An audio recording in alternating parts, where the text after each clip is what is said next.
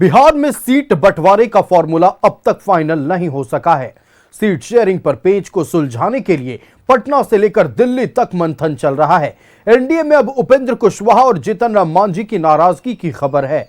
JP Nadda से मुलाकात के बाद भी दोनों नेताओं की नाराजगी दूर नहीं हो सकी है। दूसरी ओर महागठबंधन में सीट शेयरिंग का फॉर्मूला सुलझाने के लिए अब तेजस्वी यादव राहुल गांधी से मुलाकात करेंगे। इस बीच झारखंड मुक्ति मोर्चा ने 12 सीटें मांगकर महागठबंधन की परेशानी बढ़ा दी है। देखिए रिपोर्ट। बिहार में सीट बंटवारे का टेंशन, पटना से दिल्ली तक मंथन, सीट शेयरिंग के फॉर्मूले पर पेच, जेपी नड्डा से मिले मांझी और कुशवाहा, सीएम आवास में जेडीयू का मंथन, पटना में आरजेडी की बड़ी बैठक। बिहार चुनाव में पहले चरण के लिए नॉमिनेशन का दूसरा दिन बीत गया, लेकिन अब तक दोनों बड़े गठबंधन में सीट शेयरिंग का मसला नहीं सुलझ सका है। एनडीए में मान मनोवल का दौर जारी है। पटना से लेकर दिल्ली तक मंथन चल रहा है। चिराग पासवान माने तो मांझी और कुशवाहा नाराज हो गए। ऐसे में दिल्ली में बीजेपी के राष्ट्रीय अध्यक्ष जेपी नड्डा ने पहले जीतन राम मांझी से मुलाकात की, फिर उपेंद्र कुशवाहा से चर्चा की। यही नहीं, जेपी नड्डा के आवास पर घंटों चली बिहार बीजेपी कोर कमेटी की बैठक में न सिर्फ उम्मीदवार बल्कि सीटों पर भी मंथन किया गया। वहीं चिराग पासवान की पार्टी लोक जनशक्ति पार्टी रामविलास की भी बैठक हुई, जिसमें सीट और उम्मीदवारों के नाम पर चर्चा की गई। जबकि इधर पटना में सीएम आवास में जेडीयू की बड़ी बैठक हुई, जिसमें सीटों और उम्मीदवारों के नामों पर मंथन हुआ। बैठक में ललन सिंह, संजय झा, विजय चौधरी और अशोक चौधरी मौजूद रहे। सूत्रों की माने तो रविवार को जेडीयू उम्मीदवारों की पहली सूची जारी करेगी। इसे लेकर पार्टी ने पूरी तैयारी कर ली है। न सिर्फ एनडीए में सीट शेयरिंग पर पेच फंसा है, बल्कि महागठबंधन में भी अब तक सीट बंटवारे का फॉर्मूला फाइनल नहीं हो सका है। घोषित सीट पर माले उम्मीदवार रामबली सिंह यादव ने 16 अक्टूबर को नामांकन दाखिल करने का ऐलान कर दिया, लेकिन माले के सिटिंग सीट पर आरजेडी भी दावा ठोक रहा है। आरजेडी ने घोषी के पूर्व विधायक राहुल शर्मा को पार्टी की सदस्यता दिलाई है। ऐसे में घोषित सीट पर माले और आरजेडी में पेंच फंस गया है। वहीं मुकेश सहनी भी ज्यादा सीटें मांग रहे हैं। इन सब के बीच पटना में आरजेडी कोर कमेटी की बैठक हुई, जिसमें सीट बंटवारे पर चर्चा की गई।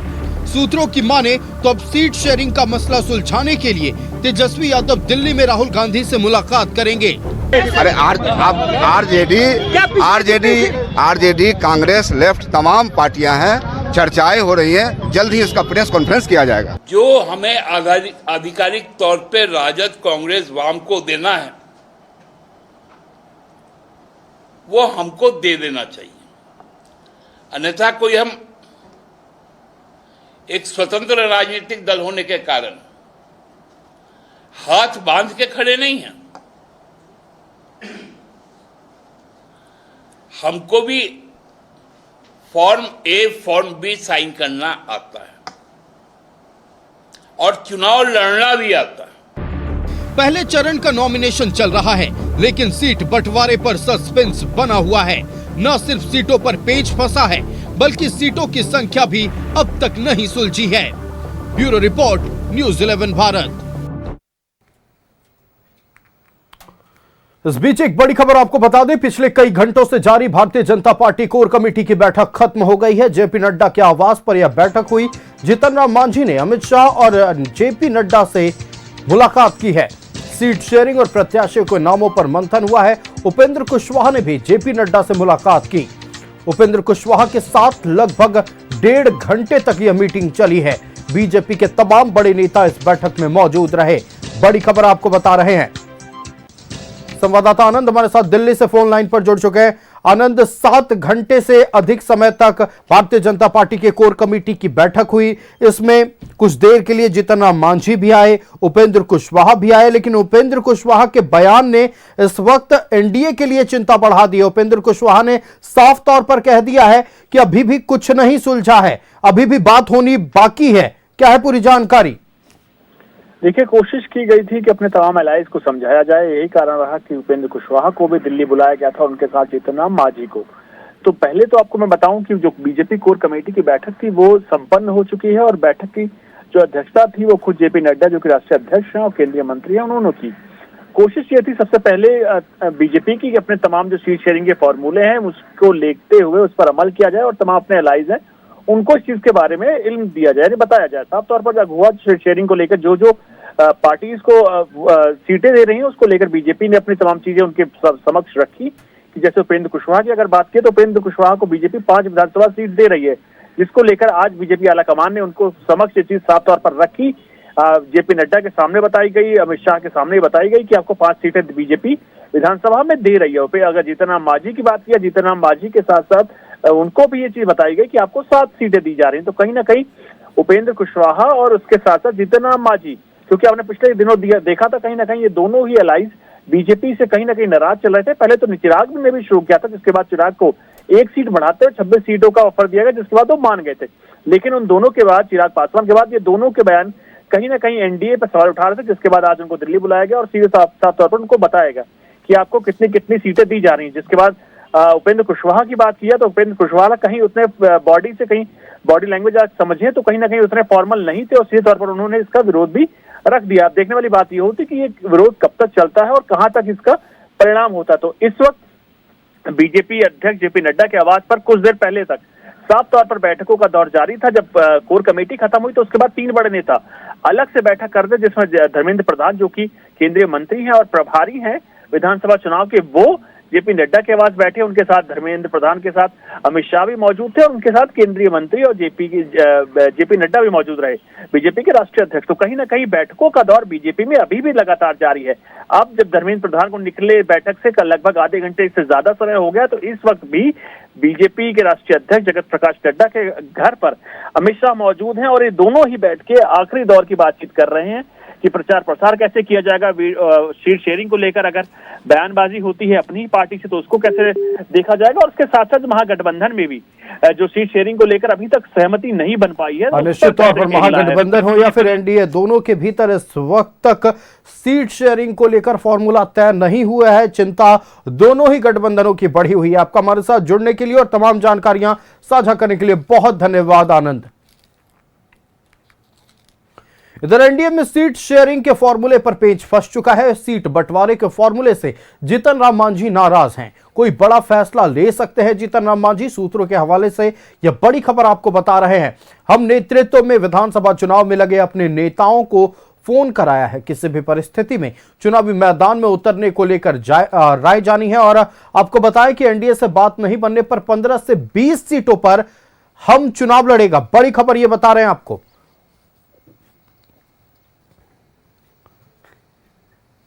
कोई बड़ा फैसला ले सकते हैं जीतन राम मांझी, सूत्रों के हवाले से यह बड़ी खबर। एनडीए से बात नहीं बनने पर 15 से 20 सीटों पर हिंदुस्तानी आवाम मोर्चा चुनाव लड़ सकती है। सूत्रों के हवाले से यह बहुत बड़ी खबर आज बिहार के राजनीतिक परिदृश्य के मद्देनजर।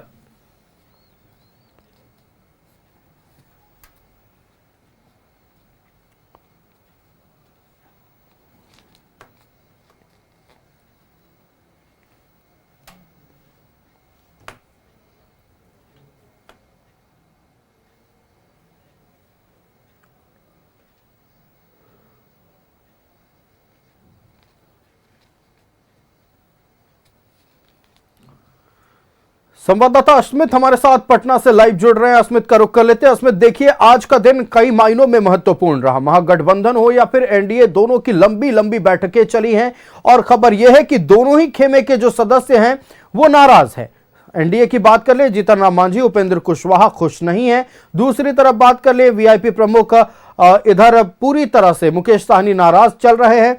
सीपीआई एमएल ने घोषित सीट से अपने उम्मीदवार के नॉमिनेशन की तारीख का ऐलान कर दिया। इधर जनता अभी भी ये देखना चाह रही है कि भारतीय जनता पार्टी हो, जनता दल यूनाइटेड हो या उधर कांग्रेस हो या राष्ट्रीय जनता दल हो, कौन अपने उम्मीदवारों को कब उतारेगा। फिलहाल बिहार में क्या कुछ पूरे दिन चला ये तो आप दर्शकों को बताएंगे ही, साथ ही ये बताइए कि जनता का मूड क्या कह रहा है।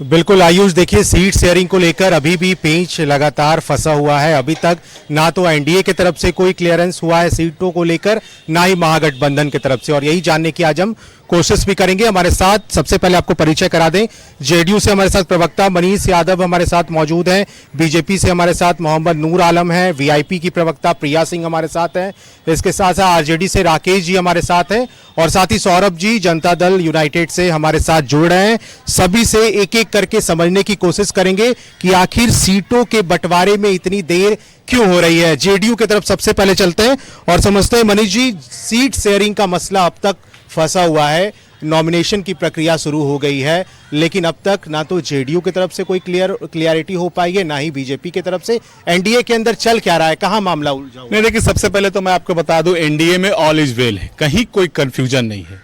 अभी 6 तारीख को चुनाव आयोग ने चुनाव का घोषणा ही किया है। आज कितना तारीख है? 11 तारीख है। बातचीत का दौर लगातार जारी है। आपने देखा होगा जो भारतीय जनता पार्टी के वरिष्ठ नेता धर्मेंद्र प्रधान जी लगातार एनडीए के तमाम घटक दल के शीर्ष नेता से संपर्क कर रहे हैं। दिल्ली में नित्यानंद राय जी, चिराग पासवान जी से लगातार बातचीत, तो बातचीत का दौर चालू है, शुरू है। हमें लगता है कल तक सब चीज स्पष्ट हो जाएगी। एनडीए में कहीं कोई दिक्कत नहीं है, क्योंकि आप देख रहे होंगे पिछले 1-1.5 साल से पूरे बिहार में एनडीए का कार्यकर्ता सम्मेलन चल रहा है। और उस सम्मेलन का लक्ष्य क्या था, उद्देश्य क्या था, संकल्प क्या था? ये 2025 में फिर से आदरणीय नीतीश कुमार जी के नेतृत्व में एनडीए की सरकार बनेगी। एनडीए परिवार का एक एक कार्यकर्ता ने संकल्प लिया है कि नीतीश कुमार जी को मुख्यमंत्री बनाना है। इसलिए आपको लग रहा है कि एनडीए के अंदर मांझी जी खुश हैं आप लोगों के डिसीजन से? मांझी जी को जो जिस तरह की सीटें मिल रही हैं, अब तक तो यही लग रहा है कि नाराजगी है। जेपी नड्डा से थोड़ी देर पहले मुलाकात हुई, लेकिन नाराजगी वही है। कहीं कोई नाराजगी नहीं है। बातचीत का दौर शुरू है और कल तक हमें लगता है कि सब कुछ चीजें स्पष्ट हो जाएगी। कहीं कोई दिक्कत नहीं। दिक्कत महागठबंधन में है। आप देख रहे हो राहुल गांधी जी गायब है, कहीं सीन में नहीं है। सुने आज ही वो भारत लौटे, कहीं गायब थे। अभी तेजस्वी जी सुने मनाने के लिए दिल्ली जा रहे हैं, वहां फोन पर बातचीत लालू जी ने प्रयास किया लेकिन बात नहीं बनी। अब तेजस्वी जी दिल्ली जा रहे हैं मनाने। मुकेश सहनी जी रूठे हुए हैं। और पिछले 2020 का दृश्य तो आपको याद ही होगा कि प्रेस वार्ता के दरमियान मुकेश सहनी जी ने कहा था मुझे खंजर भोंका गया। तो महागठबंधन में सर फुटबॉल है। एनडीए में इसका जवाब वीआईपी से ही लेते हैं। मुकेश सहनी नाराज हैं क्या प्रिया जी? क्योंकि जेडीयू तो ये कह रही है कि मुकेश सहनी ने पिछले प्रेस कॉन्फ्रेंस में भी खंजर भोंकने का आरोप लगाकर प्रेस कॉन्फ्रेंस ही छोड़ दिया। आप लोग भी क्या कहें? नमस्कार आप सभी को। पहले तो और मैं बता दूं कि जैसा कि इन्होंने अपना बात रखते हुए शुरुआत में ही कहा था ऑल इज वेल, और हमारा एक परिवार है जदयू परिवार और एनडीए परिवार, क्योंकि इन लोगों का सिर्फ एक परिवार है जो इन लोगों में चुगली चलती है, जहां पे ये लोग अपनी चीजों को ही रखते हैं और अपनी प्राथमिकता रखते हैं कि मेरा घर हम लोग कितनी जनता से नोचे। अभी मैं आपको बता दूं हमारे, और इन्होंने ऑल इज वेल कहा क्योंकि इनका सच में सब कुछ वेल है। जिनको 20 वर्षों में इन्हें जितना लूटना था, अभी डबल इंजन की सरकार है, इन्होंने लूटा। और रही बात मुकेश सहनी जी की, तो मैं आपको बता दूं ऐसा कहीं से भी नहीं है, ऐसा कहीं भी नहीं है कि हमारे कहीं भी किसी भी महागठबंधन के परिवार में, जो परिवार की बात कर रहे हैं, हमारा आप लोग तो पहले से ही दबाव बना रही हैं तेजस्वी यादव के ऊपर कि डिप्टी सीएम का पद का घोषणा सीट शेयरिंग के समय ही हो जाए। पहले क्यों? इसके लिए कांग्रेस भी नाराज है आप लोगों से। देखिए मैं आपको बता दूं, ये कोई दबाव नहीं है, ये भाईचारे की बात है और ये भाईचारों में ही बातें हो रही हैं। इसमें किसी को कोई दबाव नहीं दिया। आप लोग रहेंगे ना महागठबंधन में, ये क्लियर है? हम लोग रहेंगे और मजबूती के साथ रहेंगे। और आपको मैं और बता दूं, इनका मैं जवाब दे दूं। पहले तो इन्होंने बोला कि गड़बड़ मुकेश सहनी जी की पार्टी में है, महागठबंधन में है। गड़बड़ तो इनकी पार्टी में हमेशा से ही रही, क्योंकि ये हमेशा लूटने का काम किए हैं। महिलाओं की सुरक्षा की बात करें तो इन्होंने क्या किया? अगर आपको औरंगाबाद का कांड याद दिला दूं, उस बेचारी बच्ची 12 साल की लड़की के चेहरे पे एसिड अटैक किया गया था और इन लोगों ने कुछ नहीं किया। दिन दहाड़े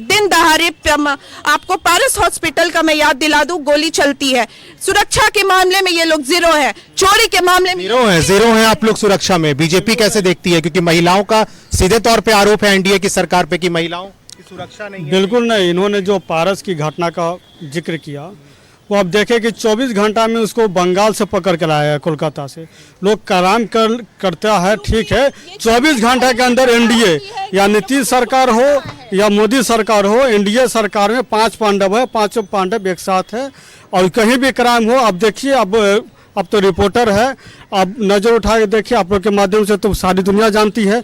24 घंटा के अंदर जितना भी, हालांकि 1-2 घंटा में 12 घंटा में ही हो जाता है रिजल्ट, लेकिन ज़्यादा से ज़्यादा 24 घंटा में ये रिजल्ट मिल जाता है। सब सलाखे के अंदर होते हैं, जो क्राइम किया हो या विदेश भाग जाए वो अलग बात है, लेकिन जो देश में है वो 24 घंटा के अंदर। लेकिन आरोप तो राजद पे भी लगता रहा है, नहीं आप लोग पे भी आरोप है कि भाई महिलाएं घर से बाहर नहीं निकल पाती थी आप लोगों के राज में 2005 के पहले क्या स्थिति थी? लोग को बोलने दीजिए, जो भी बोले ये लोग कि महिलाएं घर से बाहर नहीं निकलती थी। आज की महिलाएं सेफ है क्या? आज ये प्रेस में आई हुए हैं अपना इंटरव्यू देने, अब ये भी सोचेंगे कि हमको किन्हीं के साथ जाना है। बिल्कुल सही बात। किन्हीं के साथ जाना है, कि रास्ते में कौन मेरे साथ क्या करेगा इसका कोई गारंटी नहीं है। यहाँ पे पुलिस का वैन खड़ा रहती है, वो मुंह देखेगी, वो कुछ नहीं करेगी। महिला के साथ क्या हो रहा है, छीन रहा है, चेन छीन रहा है कि इनके साथ क्या बदतमीजी कर रहा है, इसका जीता जागता उदाहरण है। पहले 2005 के पहले जो क्राइम का ग्राफ रहा है और अब जो आंकड़े आते हैं 2005 के पहले के और अब के, वो तो काफी ज्यादा डिफरेंस रहता है उसमें। और 2005 के पहले क्या होता था क्या नहीं होता था, ये इनके बोलने से और इनके करने से नहीं होता। आज के डेट में देख लीजिए महिला सुरक्षा है क्या? ये बताइए सीट शेयरिंग क्यों फंस गया है, क्यों नहीं आप लोग जल्दी क्लियर? सारा सीट क्लियर है एकदम, आपको कल से परसों तक में सारा क्लियर हो जाएगा। इन लोग में भगदड़ मचने वाली है जो कि देख भी रहे हैं। जदयू में बीजेपी में सारे लोग हमारे पास आ रहे हैं, हमारे संपर्क में है, ना कि हम इन लोग का, मेरे पार्टी का किसी भी महागठबंधन में किसी भी पार्टी के कोई भी बता दीजिए कि इनके पार्टी से संपर्क में। पार्टी से भी तो लोग दल बदल नहीं असमित देखिए, अगर महागठबंधन के भीतर सब कुछ ठीक है तो सवाल उनसे पूछिए कि क्यों घोषित सीट पर मामला फंस गया। एक नेता एक पार्टी छोड़कर राष्ट्रीय जनता दल का दामन थामते हैं, कयास ये लगाया जाता है कि राष्ट्रीय जनता दल घोषित सीट पर अपना उम्मीदवार उतारेगी। उससे पहले सीपीआई-एमएल जो महागठबंधन का एक प्रमुख हिस्सा है, तारीख तक का ऐलान कर देता अपने उम्मीदवार के नॉमिनेशन का, कि ये क्यों हो रहा है? नहीं, बिल्कुल सीधे बात करते हैं। जेडीयू के एक और समर्थक हमारे साथ हैं। ये बताइए, महागठबंधन के अंदर अभी तक जो है सीट शेयरिंग को लेकर के मामला उलझा है। घोसी सीट पर लेकर चलते हैं हम आपको, जहां पर अभी नॉमिनेशन की प्रक्रियाएं शुरू ही हुई है। आरजेडी वहां दावा कर रही है, लेकिन वहां से सीपीआईएम के विधायक हैं, उन्होंने अपना नॉमिनेशन की जो नोटिफिकेशन है वो जारी कर दिया कि हम इस तारीख को नॉमिनेशन जारी कर रहे हैं। देखिए, महागठबंधन की जहाँ तक बात है तो महागठबंधन में हर काम ज़बरदस्ती ही किया जाता है और वहाँ पे किसी तरीके का कोई तथ्य नहीं होता है, वो किसी तरीके का कोई बात अपने आला कमान से नहीं किया जाता है। वो ये महागठबंधन का शुरू से रवैया रहा है और आगे भी रहेगा। जहाँ तक हमारे वक्तागण की बात मैंने सुना, और जहाँ दीजिए, मैं आपको बोल रही हूँ, इन्होंने कहा इनका रवैया है, इन लोगों के पास कोई काम ही नहीं है। तो मैं आपको बता दूं महोदय जी कि इन लोगों के पास यही काम बचा है कि ये लोग क्या घोषणा कर रहे हैं और उसको कैसे कॉपी किया जाए। हमने 2500 रुपए की घोषणा की, जो 30,000 रुपए जनवरी में हम लोगों ने बोला है खाते में चला जाएगा, जिसका फॉर्म भी भरवाया। इन्होंने इमीडिएटली 1100 रुपए कर तो प्लान कर रही है ना, इन लोगों ने तो घोषणा ही कर दी। 20 वर्षों में क्यों नहीं हुआ ये प्लान? क्यों नहीं हुआ ये प्लान? जेडीयू जवाब देगी इसका? नहीं, देखिए, प्रिया जी अभी अपराध पर बोल रही थी।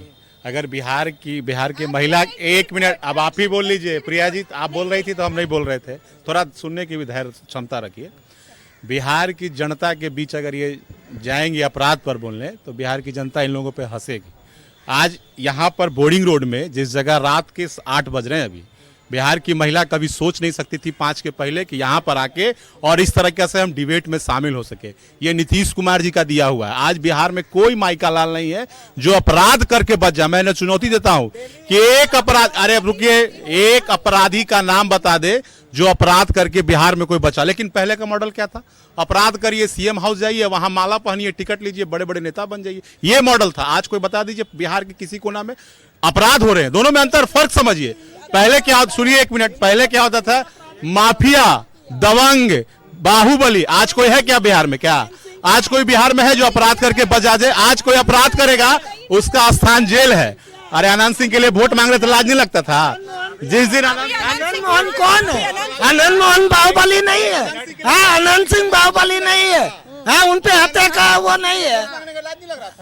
तेजस्वी जी वोट मांगने गए थे कि नहीं आनंद सिंह की पत्नी के लिए? याद है कि नहीं याद है? अरे तेजस्वी जी वोट मांगने गए थे कि नहीं गए थे? तो उस दिन याद नहीं आता? तेजस्वी जी जिस दिन आप जा रहे उनको हम अपनी बातों को अभी प्रिया जी कह रही थी कि डायरेक्ट वो पैसा 2500 हमारे राहत कोष में चला जाता है, अकाउंट में चला जाता है। चला जाता नहीं, जाएगा। चलिए ठीक है, आपकी बात से हम 1 मिनट के लिए हम लोगों ने 20 सालों से क्यों नहीं किया ये? हम 1 सेकंड, जब आप लोगों ने अपनी बातों को रखा तो मेरी बातों को भी सुनने का धैर्य रखना होगा आप लोगों को। 1990 से 2005 तक का लालू के जंगल राज का बखान ना करके 2005 से 2025 तक के नीतीश जी के स्वर्णिम काल को अगर आप लोग बखान करें ना तो उंगली में गिनती कम पड़ जाएगी। और जिस तरीके का विकास जिस तरीके से प्रिया जी ने बताया, मुख्यमंत्री महिला, सुन लीजिए लगता है हम लोग डाइवर्ट हो गए टॉपिक से, सीट शेयरिंग पे आते हैं। 2008 से लेके 2011 तक अगर आप देखा जाए तो अपराधियों में वृद्धि हुई है। मैं आपको बता दूं, सवाल जेडीयू पूछ रही है, महागठबंधन का नेता कौन होगा? तेजस्वी यादव हो रहे हैं या फिर कोई और? तो आप लोग क्यों नहीं? तेजस्वी जी, हाँ तेजस्वी यादव होंगे, बिल्कुल भाईचारे के साथ चीजों को रखी जाइए। नहीं, आप देखिए, आपके बोलने से नहीं होगा ना। कांग्रेस आरजेडी नहीं हुआ है तो नेता कैसे मान लेंगे? मुख्यमंत्री तेजस्वी यादव, जब भाईचारे की बात वीआईपी की ओर से कही जा रही है तो ये सवाल पूछ लिया जाए कि आखिरकार जब तेजस्वी यादव भाईचारा दिखा रहे हैं तो फिर डिप्टी सीएम के नाम पर ठनी क्यों है मुकेश सहनी को? ऐसा भी ना हो सके कि राहुल गांधी ही मुख्यमंत्री का नया चेहरा बन जाए। यही सवाल का जवाब तो कोशिश कर रहे हैं कि प्रिया जवाब इसका दें आप, क्योंकि महागठबंधन के अंदर तेजस्वी यादव को लेकर के ना तो कोई कांग्रेस के बड़े नेताओं ने ये कहा कि तेजस्वी यादव ही महागठबंधन के चेहरा होने जा रहे हैं, ना ही मुकेश सहनी के मुंह से हमने सुना कि जी, मैं क्लियर कर दूं कि महागठबंधन का चेहरा हमारे आदरणीय नीतीश कुमार नहीं, मेरी बात मुकेश सहनी बोल रही थी, सुन लीजिए। नहीं, मुकेश सहनी नहीं, लिसन बात में चाचा मुंह से निकल ही जाता है। इन लोग के एनडीए के ये बता दे, बीजेपी के नेता चाहे वो अमित शाह। नहीं, सुनिए, नीतीश कुमार जी के बारे में मैं बोलना चाह रही थी। नीतीश कुमार जी अभी सोच भी पा रहे हैं, अभी उनकी स्थिति है। ये लोग तो उनको बैठा करके, जैसे पहले जमाने में होता था ना, ऐसे इन लोगों के कार्यकाल में कि बुजुर्ग पेंशन 400 रुपए जो था, वो बूढ़े जो बुजुर्ग बेड पे पड़े उनसे भी ये लोग पहले कब होता था? पूछिए, पहले कब होता था? साल 2005 के पहले ये लोग कब होता था बिहार में? साल 2005 के पहले इस सवाल का जवाब पूछिए। 2005 के पहले ये होता था नहीं, आप एक बात बताइए, 2008 से लेके 11 की रिपोर्ट बता दूं, अभी के जब नीतीश कुमार का शासन था इतना अपराध में वृद्धि हुआ। ये एक्शन एड की रिपोर्ट है, मुझे कोई डाइवर्ट नहीं कर सकता। क्या लग रहा है आपको महागठबंधन में तेजस्वी यादव ही सीएम बनने जा रहे हैं, उनके चेहरा है? क्योंकि ना तो कांग्रेस ने ये माना है, ना वीआईपी। देखिए, मैं बार कह रहा हूँ, नहीं, हमारे महागठबंधन से नहीं, महागठबंधन से मैं आ रहा हूँ। देखिए स्मित जी, मैं ये बार कह रहा हूँ कि महागठबंधन में जो राष्ट्रीय स्तर की पार्टी है कांग्रेस, राहुल गांधी जी से लगातार आप लोगों ने सवाल किया कि बिहार महागठबंधन का नेतृत्व कौन करेगा। राहुल गांधी जी टाल देते हैं कि अभी तो हमारा बढ़िया से पार्टनरशिप तैयार हुआ है, हम लोग अभी बातचीत कर रहे हैं, लेकिन ना नेतृत्व तय है ना सीट तय है।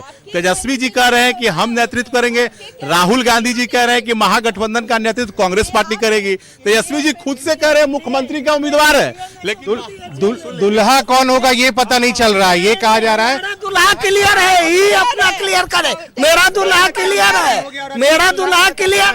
आप डिप्टी सीएम आपको मिल रहा है, मुकेश सहनी बन रहे हैं? मिलेगा, बिल्कुल मिलेगा, ये तय है। और तेजस्वी जी चेहरा है। आप पहले बीजेपी कैसे देखती है? तेजस्वी जी तो बोली, पिछली बार आपने देखे सनी जी को कि जब वो लास्ट प्रेस कॉन्फ्रेंस में उठ के चले गए और आके कहाँ लड़े, एनडीए के साथ लड़े।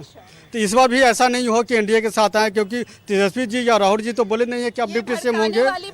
ये सहनी जी बहुत अच्छा से जानते हैं कि हम उनकी विकास कहाँ है, उनकी विकास एनडीए के साथ है। एनडीए में आने के लिए वो छटपटा रहे हैं और भले बयान दे दे कुछ भी, कॉन्फ्रेंस में फिर खेला होगा। हाँ, बिल्कुल खेला होगा। कोई खेला नहीं होने जा रहा। लग रहा है सौरभ जी प्रेस कॉन्फ्रेंस एकदम खेला होगा, और इसी की वजह से सीट शेयरिंग अभी भी रुका हुआ है, क्योंकि बात बन नहीं रहा है। महत्वाकांक्षा मुकेश सहनी जी की इतनी बड़ी है कि अभी तक इलेक्शन हुआ भी नहीं और पहले ही अपनी बात को रखने के डिप्टी सीएम हम बनेंगे।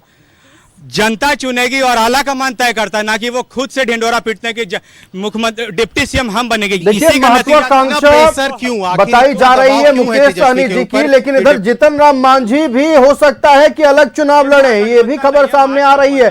तो महत्वाकांक्षा जो है एनडीए के खेमे में भी है, ये भी सवाल पूछ ले थोड़ा। जहां तक आप महिला की बात सुन लीजिए प्रिया जी, जब तक नहीं बिल्कुल, एनडीए से जेडीयू से सीधा सवाल पूछ रहे हैं। देखिए महत्वाकांक्षा जो है वो एनडीए के अंदर भी है। मांझी जी वो भी जो कहना चाह रहे हैं वो सबके सामने है, दबाव बना रहे हैं। उन्होंने अभी हाल के दिनों में ट्वीट किया था, 15 ग्राम को लेकर के उन्होंने जिक्र किया था, देना है तो आधा दो, इसका जिक्र किया था। नहीं देखिए मैं बता रहा हूँ, एनडीए में मैं बार बार बोल रहा हूँ कोई कंफ्यूजन नहीं है। नेतृत्व तय है, लक्ष्य तय है, सब कुछ तय है। अब आप ही बोलिए तो हम नहीं बोलेंगे, आप ही बताइए। एनडीए में नेतृत्व तय है, लक्ष्य तय है, सब कुछ तय है। लेकिन उन्होंने सीट क्यों मांग की थी? उनको कहना था कि हमारे पार्टी का जो है दर्जा मिल जाए राज्य स्तर का, उस हिसाब से उन्होंने कहा था। लेकिन उन्होंने क्या कहा, मुझे सीट मिले या ना मिले, लेकिन हमें नीतीश कुमार जी को मुख्यमंत्री बनाना है। हम एनडीए खबर तो हमारे पास ये भी है कि जीतन राम मांझी ने अपने ग्राउंड पे नेताओं से बात की है कि अगर सीट नहीं मिलता है मन मुताबिक तो 15-20 लोग उतारिए। नहीं, ऐसा कहीं कुछ नहीं है। मांझी जी हो, आदरणीय चिराग पासवान जी हो, उपेंद्र कुशवाहा जी हो, देखिए बात रखना भाई, लोकतंत्र में यही ना है कि एनडीए के सब परिवार हैं तो अपनी अपनी बात रखेंगे ना। तेजस्वी जी थोड़ी है कि सब अपने पहले तय कर लेंगे।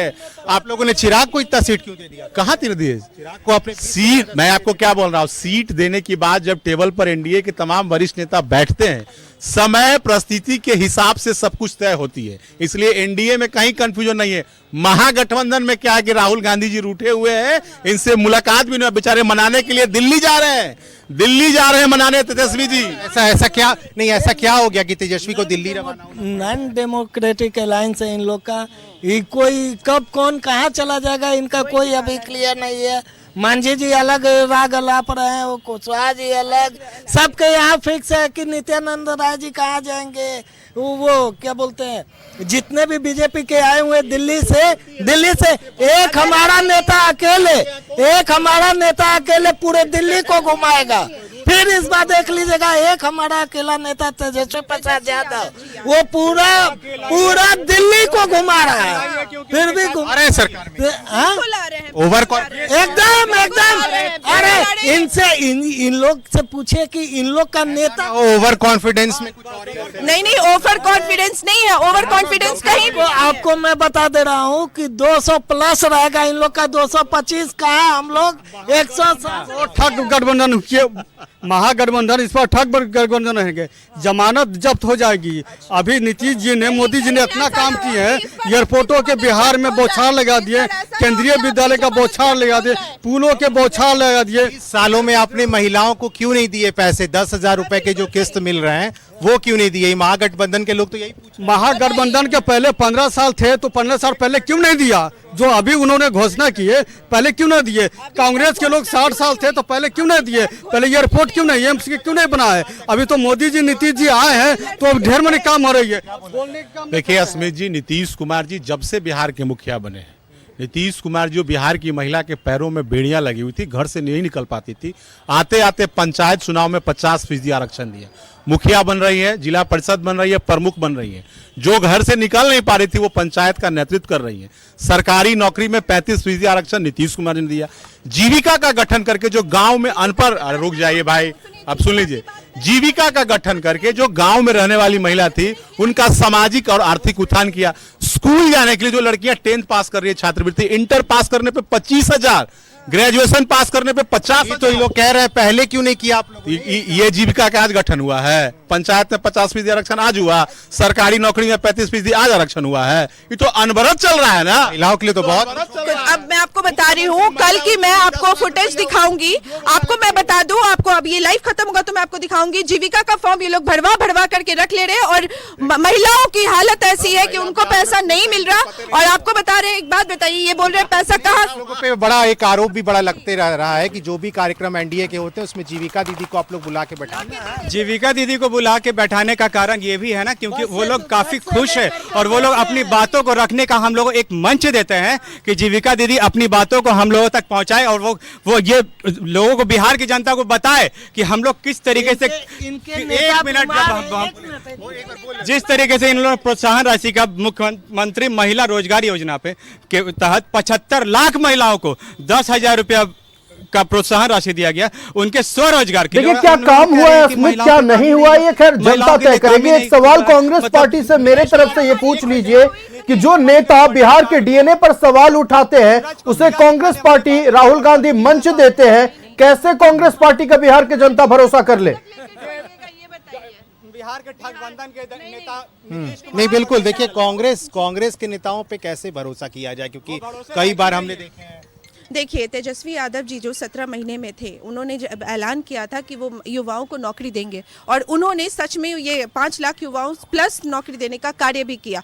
नीतीश कुमार जी ने उस समय भी बोला था कि हम अपने बाप के घर से लेकर आएंगे, लेकिन फिर भी एक सेकंड में आप, मैं नहीं बोल रही, आप मत बोलना, ये लोग डिस्टर्ब करने का काम कर रहे हैं, ये गलत बात है।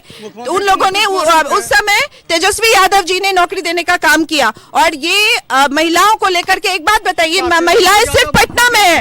मुख्यमंत्री तो नीतीश कुमार जी थे, तो नीतीश कुमार ना दिया, तेजस्वी कब सीएम बने? तेजस्वी तो सीएम बने। स्टेटमेंट ये क्यों आया कि अपने बाप के यहाँ से लेके आए नौकरी? ये स्टेटमेंट क्यों था? एक चीज हम इन लोग को बता दे रहे हैं, इनके नेता बीमार है, मेरे नेता तैयार है। जय जय बिहार, जय जय बिहार है। कुमार बीमार है आप? हाँ, और मेरे नेता तैयार है, बात बताइए और जय जय बिहार। लेकिन असलियत विपक्ष, युवाओं की बात कर रहे हैं कि तेजस्वी यादव यंग है, युवा है, विपक्ष चाहे जो भी दावा कर ले, एनडीए के जितने घटक दल के नेता ये कह रहे हैं कि पिछले बार नौकरी दिया रेलवे में तो जमीन ले ली, इस बार नौकरी देंगे तो क्या लेंगे, ये एनडीए के नेता पूछ रहे हैं। नाम चेंज हो रहा है, एज चेंज हो रहा है, नाश्ते कराइएगा क्या? एज चेंज हो रहा है, नाम चेंज। नहीं, बिल्कुल बिल्कुल। क्या किसी भी राज्य का मुख्यमंत्री नौवीं फेल बने, अब क्या चाहते हैं? राबड़ी देवी जी बिहार के मुख्यमंत्री बन के तो बर्बादे कर दिए, राबड़ी देवी तो बन के बर्बादे कर दी। नीतीश कुमार जी वो शख्सियत हैं जो बिहार में छात्र के लिए, युवा के लिए सबसे ज्यादा अगर किसी ने काम किया है वो नीतीश कुमार जी। अभी सुन लीजिए, अभी ये कह रही थी, अभी सुन लीजिए आराम से, अभी ये कह रही थी कि तेजस्वी जी ने, अरे एक मिनट, तेजस्वी जी ने 17 महीना में नौकरी दे दिया। अरे भैया, राजनीतिक रूप से नौकरी आदरणीय नीतीश कुमार जी ने आपको दिया, और सरकार और संगठन में अंतर नहीं पता है। संगठन में पार्टी के राष्ट्रीय अध्यक्ष आदरणीय लालू प्रसाद जी हैं, लेकिन सारा डिसीजन तेजस्वी जी लेते हैं। उसी प्रकार से ये सोचते हैं कि सरकार में भी डिप्टी सीएम ही सब कुछ होता है। अरे भैया, आपके जैसे कई मंत्री हैं, और अभी ये भाई साहब कह रहे थे कि शिक्षा मंत्री थे, मतलब जो एक मिनट, तो शिक्षा मंत्री तो उस समय रामायण और रामचरितमानस बदलने में लगे हुए थे, बेचारे ऑफिस में किसी दिन नहीं जाते थे। विजन नीतीश कुमार, नेता नीतीश कुमार, कैबिनेट के मुखिया नीतीश कुमार, यही चीज चुभ रहा है कि हमारे सब कुछ तो सही में नीतीश कुमार है। क्योंकि एक मिनट प्रिया जी, अपनी बातों को, जहां तक शिक्षा मंत्री की बात कर रहे थे वो रामचरितमानस पर विवाद, जहां पे बिहार में शिक्षा के नाम पर जिस समय लोग को शिक्षा का सा नहीं समझ में आता। बोलने दीजिए, 9वीं फेल की बात की इन्होंने। अभी मैं बता दूं, अगर कोई 9वीं फेल भी है और अगर वो युवाओं को नौकरी देने का काम कर रहा है तो वो सबसे अच्छा युवा है। दूसरी चीज, सम्राट चौधरी ने ऐसा कौन सा, सुनिए, उनका एज एकदम से नीचे जाता, कैसे आप मान लोगे? आप कैसे मान लोगे? सुनिए, पहले सम्राट चौधरी ने कौन सा आईडी लिया है, कौन सी पढ़ाई की है, जो वो बोल रहे थे ITUS किया, क्या इसकी टोपी उसके सर? इनसे पूछे कि सम्राट जी क्यों नहीं सर्टिफिकेट मैट्रिक का दिखा देते? सर्टिफिकेट दिखाया गया है, सम्राट जी तो दिखाए, वो तो साफ बता रहे हैं। भाई कुछ आप भी काम कीजिए, हम तो बोल ही, वो तो साफ बोले हैं, तो हर एक चैनल पे बोलते हैं, और उनको तो अनुभव है, 30 साल का अनुभव है। अहिया तो जो मुखिया बनने के तैयार है। बिल्कुल अस्मित, देखिए अलग अलग राजनीतिक दलों की ओर से अलग अलग दावे और वादे किए जा रहे हैं, और उन दावों और वादों से इतर आरोप प्रत्यारोप का दौर भी शुरू हो चुका है। महागठबंधन के लोग पिछले 15 साल के शासनकाल को लेकर सवाल उठा रहे हैं, और एनडीए के लोग 2005 से पहले के शासनकाल को जंगल राज करार दे रहे हैं। आने वाला 1 महीना कुछ इसी तरह बीतने वाला है, आरोप प्रत्यारोप और भी हम सुनते रहेंगे, लेकिन अंतिम फैसला बिहार के 7.5 करोड़ वोटर को लेना है। फिलहाल आपका हमारे साथ जुड़ने के लिए और तमाम अतिथियों की बातें हमारे दर्शकों तक पहुंचाने के लिए बहुत धन्यवाद।